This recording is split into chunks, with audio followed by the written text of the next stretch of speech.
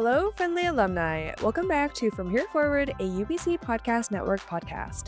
I'm Carol. And I'm Jeevan. Okay, I have a joke to tell. Are you ready? I'm bracing for impact. What did the cow say to the leather chair? What did the cow say to the leather chair? Hi, Mom. Oh. What I'll give you today is that it gave me a laugh. And usually your corny jokes don't. So I feel like that's a win. This took me like an hour to sift through with the internet, but I'm glad you laughed at it.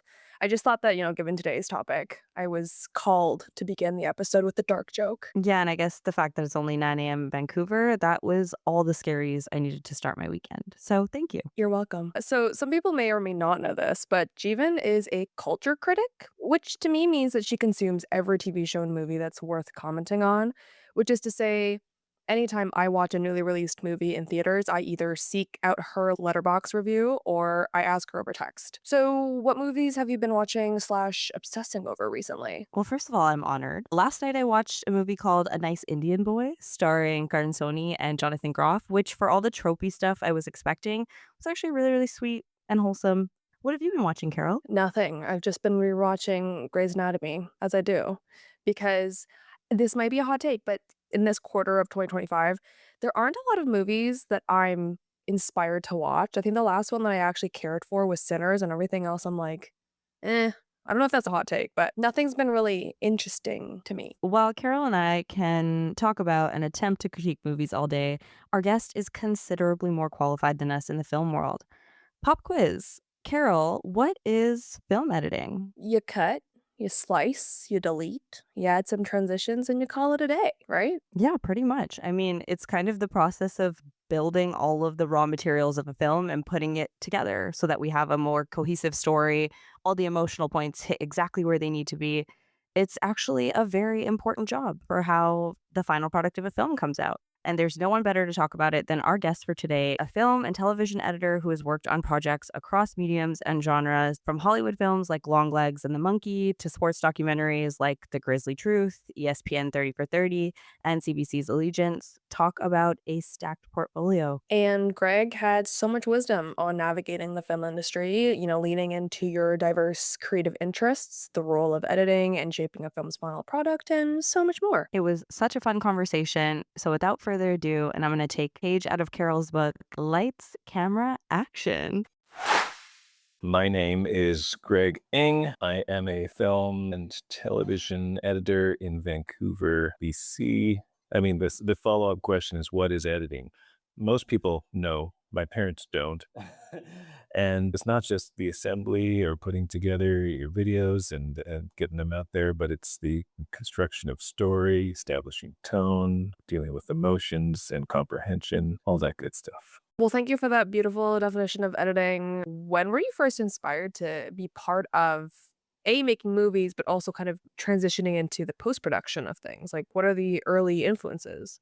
Yeah, so unlike many young people, I was heavily influenced by Star Wars, the movies, and so wanted to sort of work on those things. When I was younger, we got the trilogy of the original movies in the box set, which came with an extra tape that had the behind-the-scenes making of how they made Star Wars. And at that time, I thought movies were they just went into outer space and recorded them. But the behind-the-scenes documentary on Star Wars really kind of showed how they made all the monsters and like the aliens and built all the sets. And from there, I was like, oh, that's so cool. I want to make Star Wars. And my family had a handycam camcorder, which I initially would just hit record and stop and do in-camera editing, which is a pain because everything has to happen perfectly.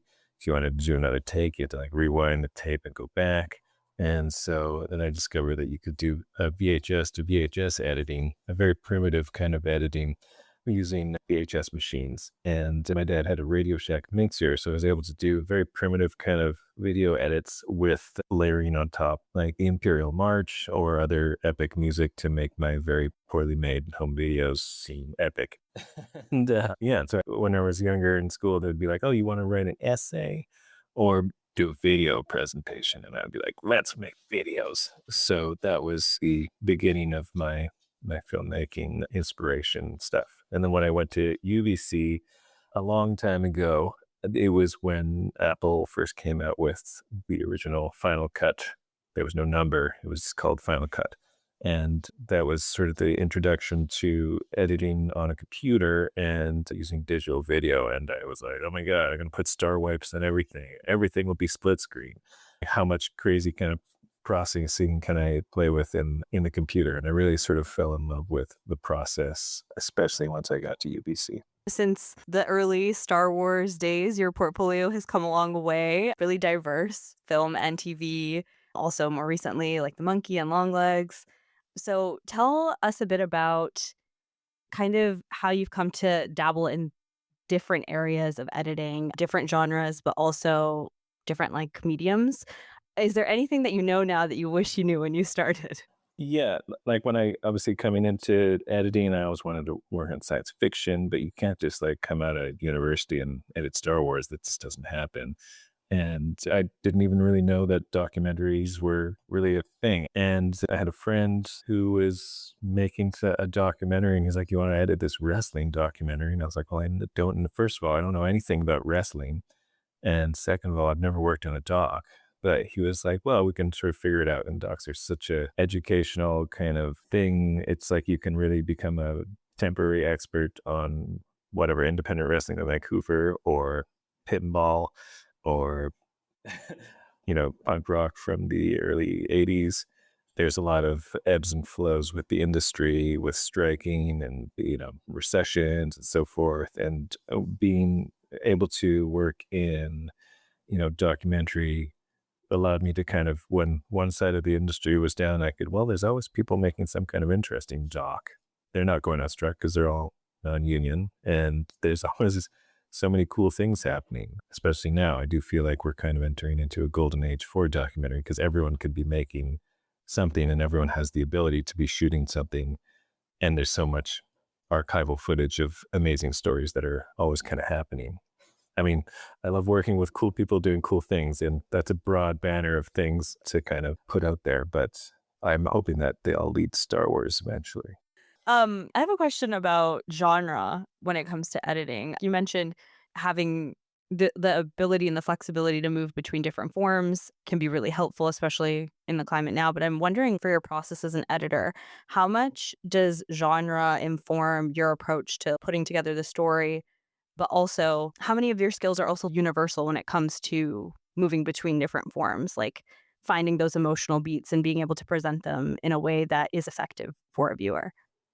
Yeah, I just was thinking for a second about David Bowie. Not to say that I'm anywhere like that, but there's something that can be said if you're too sort of focused on one thing and doing the thing in a certain way, it does that impose limitations on how you see everything else. If everything starts to become making widgets, then how can you bring something fresh to the table? And so working in documentary informs creative kind of decisions or processes that when I come into a scripted world, it's like, well, if this was, how can we make all these pretend people pretending that this pretend thing is happening feel as real as possible? How can we make it feel in a way like a documentary or observational?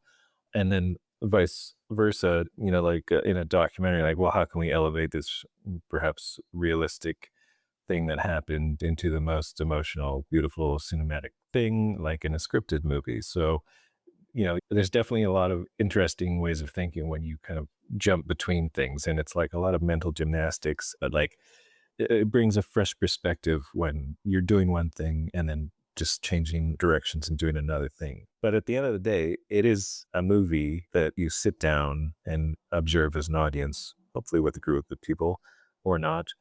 It's an experience that is curated over amount of time. Like editing a movie is creating an experience that happens over amount of time, regardless of what it is on screen. And how can you orchestrate that story or experience to the best version of itself? Yeah, so you have had some great accomplishments, such as the CSA nominations, and then you've got a series. Walk us through what that's been like. I mean, you're technically like a big dude with a big name, even though you first started just wanting to do cool things. So how's that been? It's nice to get acknowledged by awards ceremonies, and it definitely gives me some warm fuzzies on the inside. It's something that I can show my parents, so it's very nice, and it makes me feel good to know that, things that I worked on have achieved some kind of success along those lines. But I will also say that, like many positions in film, it is a team effort. Like the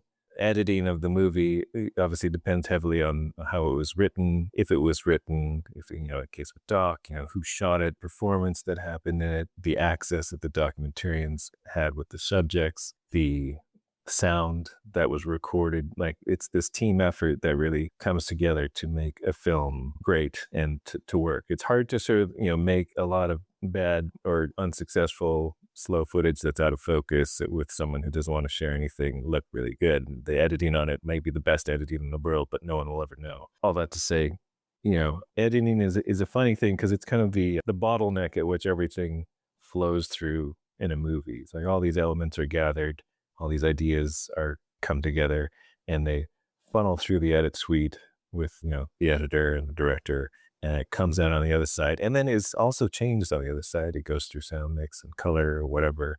People will latch onto it. An audience might find something that's interesting, and it may really resonate with a certain crowd, and then the perception of the movie kind of changes as, culture shifts. All that to say, yeah, I feel very happy winning awards. I don't walk around with these trophies on my shoulder being like a wrestling belt, being like I'm the international intercontinental heavyweight champion of editing. But it would be really fun to do that. Maybe I should do that, but I would rather get a belt than a trophy. I think that would be kind of funny. A wearable award sounds like a great concept. I wanted to go back to the initial definition that you gave of editing. I'm curious about the creative freedom that an editor has when it comes to creating, I mean, any kind of work. A director or a writer might have their own vision for what a piece of work might look like, and an editor might come in with their own ideas. So, how much, in your experience, creative freedom do you or do you not have when it comes to post? And who are the editor's frequent collaborators behind the scenes? Right. This is a multifaceted question. Another sort of example of, analogy, I guess, with editing that I sometimes talk about is like editing is like playing with Lego, except that the Lego is video, emotions, music, time. And I mean, we can all relate to that. Everyone loves playing with Lego. And so much of that is like, oh, you build a thing, you ran out of a piece.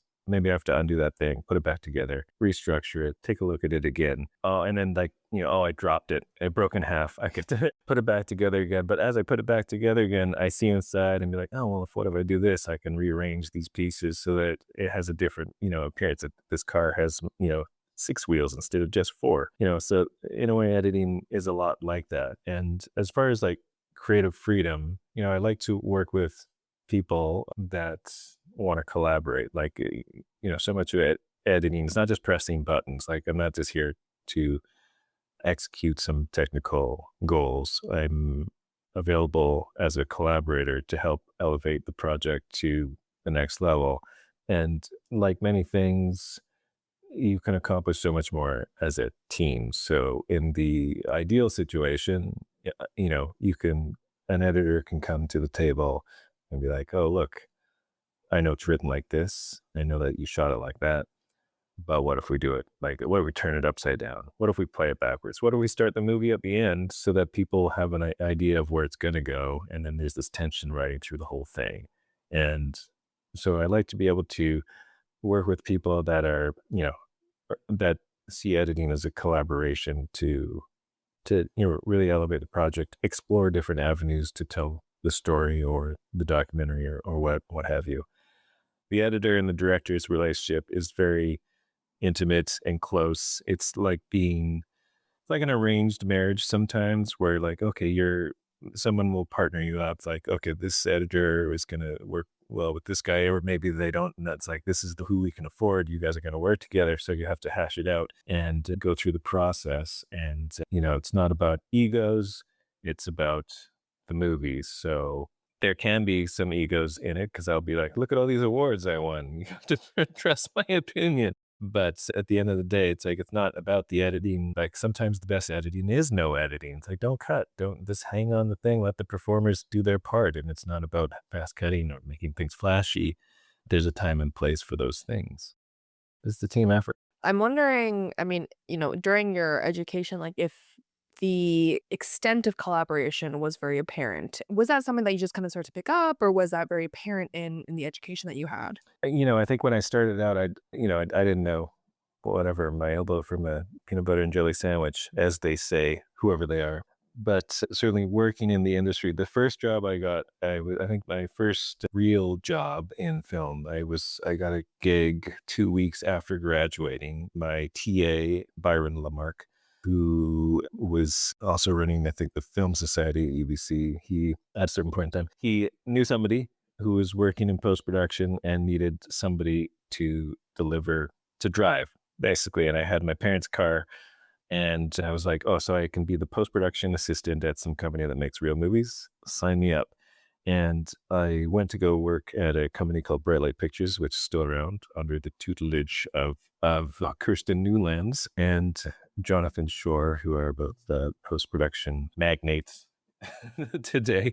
And they really opened my eyes into, like, oh, this is how it works. I went from film school where it was like, team of three with, like, you get some actors and stuff and everyone's wearing all these hats because you can do everything. Like, if you want to make a YouTube video today, you can edit it on your phone. You can't do everything yourself. But when you're trying to do something massive or like that has a big impact, I mean, it really helps to have a team around you. And I remember working at Sprite Light. I think Jonathan Shore showed me the budget of the movie, and I was like, whoa, all those things cost this much money? And there's this many people working. What do those people even do? I don't even know. But you come to realize that all of those elements are very important. The guy that's doing color costs so much. The equipment that does it is a certain rental. It's like, to do something on a kind of Hollywood Star Wars level, it takes a lot of moving parts, and all those parts cost money, take time, are done by people that really know that one thing super well. So, when I was at UBC, I was aware academically of these processes and the people, but I didn't really understand it until I stepped out into the real world. Kind of moving to more recent works, we want to talk about The Monkey and Longlegs because how awesome is that? How did those projects come about and what was it like working on them? And then a little follow up that I'll just throw in now is did you get around to watching them in theaters? And what was that experience like for you? Yes, let me back up to tie it all back to UBC. I was walking to class one day when I was at the film program, and I saw this guy with a stapler and a stack of papers. I was like, what are you doing? What's going on here? And he was putting up these posters that said 24-hour film festival. And I was like, what is it? What does that mean? Like, are we watching movies for 24 hours or whatever? And I hailed him down, and he was organizing or participating in this festival where you make a movie from conception to end in 24 hours, which was absolutely ridiculous. I did not do that one, but it planted a seed. There's a bunch of them. There wasn't just the 24-hour film festival. There was the 48-hour film festival, and there was this thing called Crazy Eights, which is still going today. And there was, I think, a thing called Bloodshots film festivals. And so I started doing these film festivals where we would drink a lot of Red Bulls, stay awake all weekend, and shoot and edit a movie very quickly and usually badly. But during one of these films that I worked on they did a Halloween one called Bloodshot Film Festival. I met a group of people who I still work with today. One of them was Chris Ferguson, who's the producer on Longlegs and the Monkey and many other movies. And basically, we started making movies very quickly over weekends. And then Chris started producing longer movies, independent features that had no budget, but were very cool. He called me up in I believe, the summer or spring of 2009 or 10, I don't know, a long time ago. And was like, do you want to make a movie and go backpacking across Europe? We have no money, but we'll pay for your accommodation and you're flying there. And I was like, sign me up. And so we backpacked across Europe and made a vampire movie called Afflicted, which then got picked up, made a bit of a splash, won some awards, and things kind of snowballed from there. Lo and behold, Now we're working on Longlegs and the Monkey. So make movies with your friends if you can. Eventually, they will start making bigger movies. Longlegs came out as we were editing The Monkey, and no one realized that it was going to be the hit that it was. Many people liked it. It's not for everyone. My parents, I tell them don't watch it. And my cousin was like, "Can I watch this movie?" And I was like, "No, you're more of like a romantic comedy kind of person. This is not that." But the people that did like it, so for whatever reason, liked it a lot. And we were very surprised by that. Obviously, we liked it, but we just didn't think it would have the success it did. And I do remember we did go see it in theaters. I think we went on cheap night on Tuesday to the busiest theater I could possibly find. And it was extremely gratifying to listen to the people screaming around or jumping out of their seats. So what I'm hearing is that you didn't wanna spend real money, the full price ticket on the movie you worked on. Yeah, basically. Thank you for your honesty. So, I'm curious though, if there are editing styles for different genres outside of horror that helped inform your work in The Monkey. Well, growing up, I was like I was been saying the whole time, maybe I should slow down on the Star Wars thing, but like I was never really like a horror person. I was like science fiction's cool. Star Wars is awesome. But I never grew up watching scary movies. The first scary movie I watched probably was The Exorcist, which we watched at a grade 7 birthday party or something, and I was terrified. I had nightmares forever, and I was like, "Why would anyone wanna put themselves through this psychological terror?" For years and years, I never watched any scary movies. I was like, That's not for me." But then we started making these short films, the horror movies, and I was like, "This is fun." When you're making it, you kind of see through it. It's like you see the parts come together, and it is like comedy where it elicits a physical reaction that you can actually see happening in people. When somebody's laughing at the joke, well, that was funny. If people are jumping at the scare, you're like, that really worked. So, we are an alumni podcast, and I'm sure there will be some recent grads or current film students who are listening and interested in potentially pursuing a career in film or TV or editing. Do you have any words of wisdom, any advice for folks who are feeling maybe a bit anxious amidst AI and striking and everything that's happening? Anything that you would offer people who are emerging into this world? Sure, yes. I will preface this by saying that, I suppose being a artistic or creative field, editing, I still go through, and I've been doing this for a long time. I may seem young. My voice may have a lot of youth in it, but I have been doing this for, 17 or 18 years. And I still go through bouts of, it's like not depression, but like artistic. What am I doing with my life? Is this really working? Does this matter? I should be saving lives or the environment. What is this doing? And, those sorts of swings of creative inspiration and dips, I guess, are part of working in the field. There's certainly, I'm sure there's people out there that are more level-headed than me, but I do see and feel like, "Oh, this movie's ended. Will I ever work on another long legs type movie? Have I peaked? Is it all downhill from here? Who knows? AI is gonna take over everything." And, at the end of the day, I gotta tie up my shoes or whatever you say and, be optimistic. I am, at heart, a realistic optimist. But I feel like in order to succeed at the thing, and if there is no struggle, then there is no sort of growth. And if you're taking a project and like, I don't know if this is right for me, am I going to do a good job? The act of kind of going in and facing your fears sometimes is the best thing that you can do. When you're in an uncomfortable position and like you're kind of riding the edge of your creative sphere, that maybe is the right place to be. Because if you're just doing what you know needs to be done and nothing is challenging, then what are you really doing? Every project I worked on, I've kind of felt like there's growth involved. And part of that growth was a lot of struggle to kind of get there. And so when you see struggle, you should kind of go after it. I saw a pin the other day walking down Commercial Drive. I think it said, failure is the objective. I was like, that's a good pin. So, fail more, fail often, and succeed eventually. So your Instagram bio says that you edit movies and you make waffles.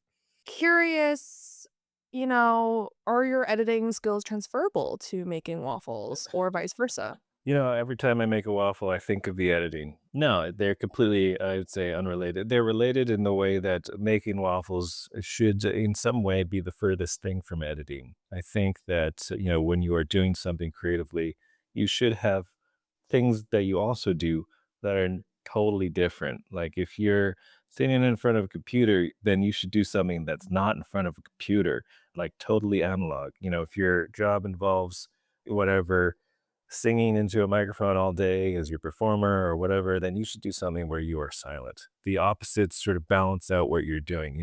We think a lot in editing with our minds. So when we're relaxing, we should do it with our hands and, kind of turn off. And that kind of the relationship between those things, like editing is such a virtual thing.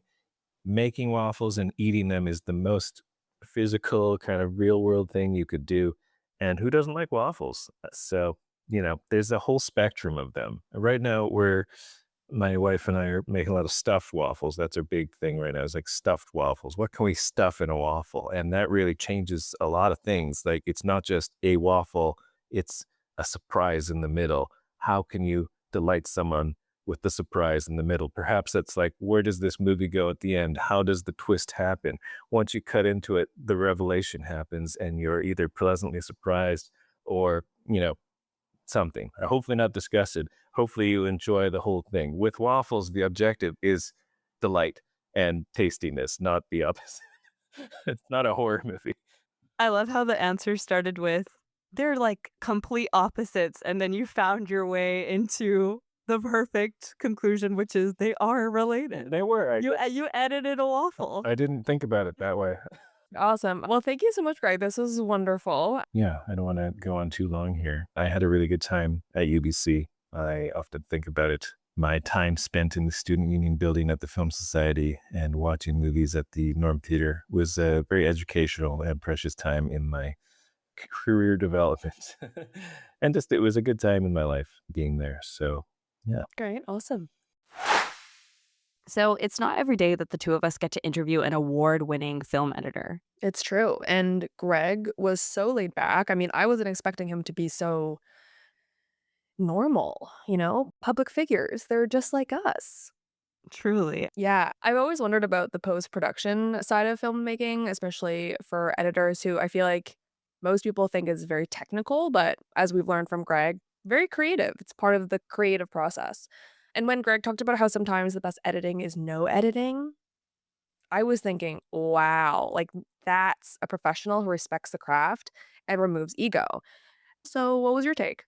I thought your critical analysis was great, but I totally agree. I think what was really interesting from that conversation was how collaborative film editing is too. It's like teams and teams of people who are working together to create a final product in a film.